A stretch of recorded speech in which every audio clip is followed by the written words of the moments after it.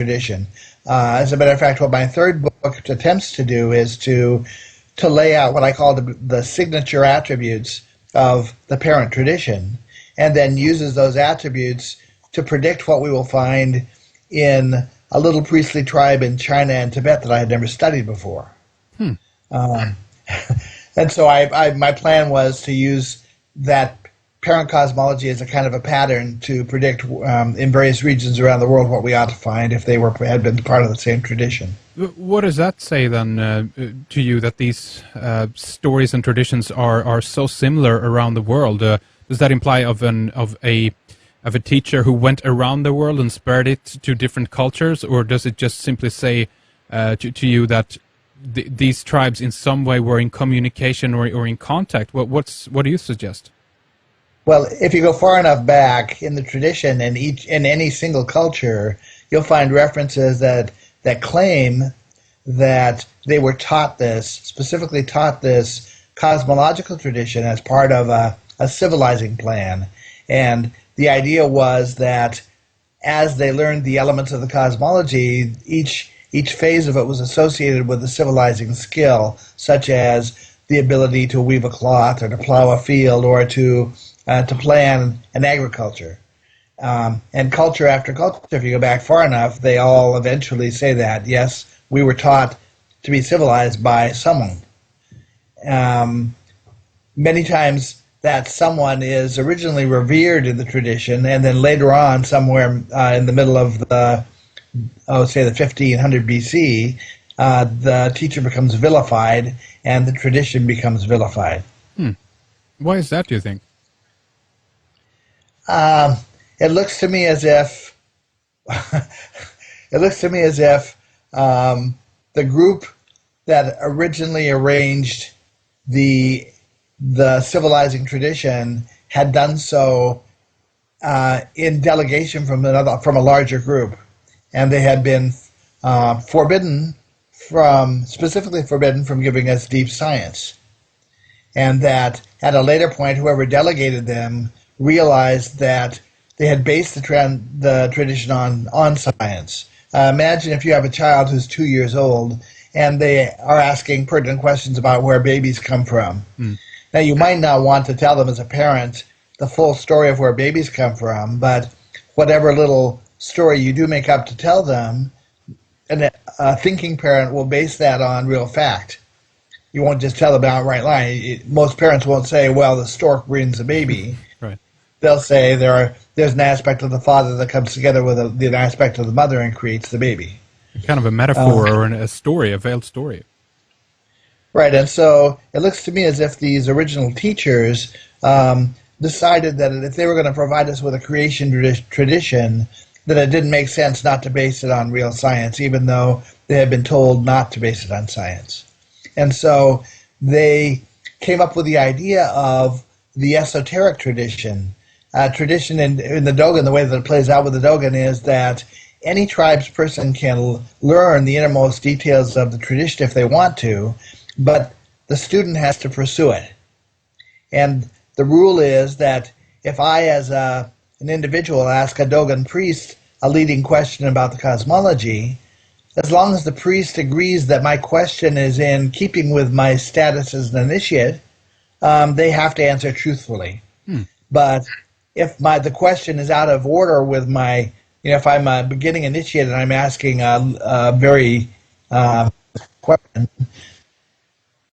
So we were talking about the esoteric tradition. Yes. And how the way it is designed would tend to prevent a stranger who came upon the scene from ever discovering any of the innermost details of that tradition. You really need to study it for a very long period of time before you learn the details.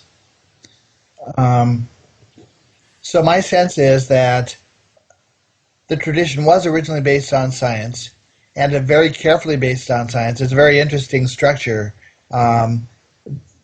that a single set of symbols, a single set of mythological themes are used to simultaneously describe creation in terms of the formation of matter and the formation of the universe, and the biological progression as a child is born. Mm. How an egg proceeds to become a baby.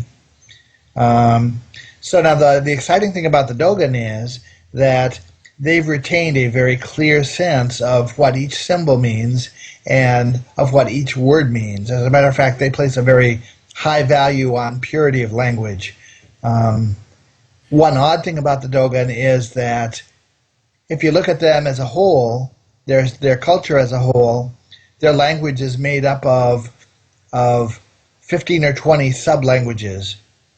And there's that may have been borrowed from other cultures, but the sub-language or the group of words that pertain to cosmology all seem to be ancient Egyptian words. Really? The way that we know that is that each word carries at least 2 levels of definition, and these definitions are what I call, there's a logical disconnect between the definitions such that you can't guess the second one by knowing the first one.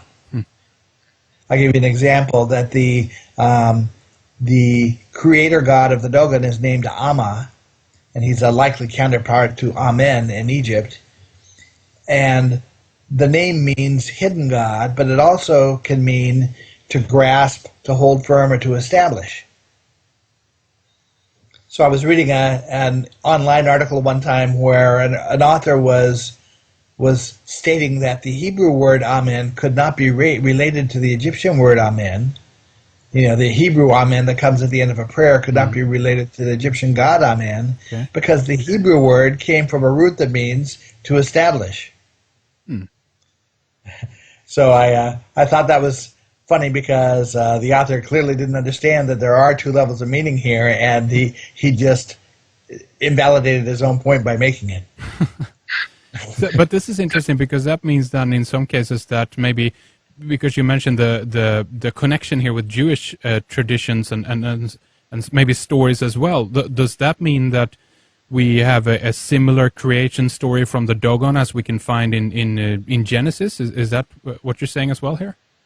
Yes, except that the Genesis story seems to be a very watered-down version that I associate with whatever group tried to disavow the original teaching, not associated with the group that originally taught. And what you find is that around 1500 BC, symbols and characters that originally were very carefully designed to carry a particular meaning suddenly all get changed. Letters get turned upside down or are changed in form. Glyphs and characters change so that they no longer retain the meaning that they originally had. They get disconnected from their original meanings. And do you think that was a conscious plan to kind of confuse things, or why did that happen? Well, if you recall the story of Adam and Eve and the serpent is the creature that's associated with the ancient teachers. In culture after culture, if you go back far enough, you always have the image of the serpent associated with these teachers. Yeah. Now, from the modern perspective, the transgression that the serpent committed was to have provided a level of knowledge he wasn't supposed to have provided.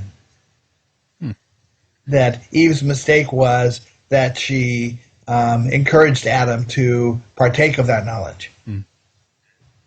There are stories like that around the world where the priests who are knowledgeable see a turning point having happened where the original tradition gets deliberately circumvented. Yeah. Distorted in a way. Right.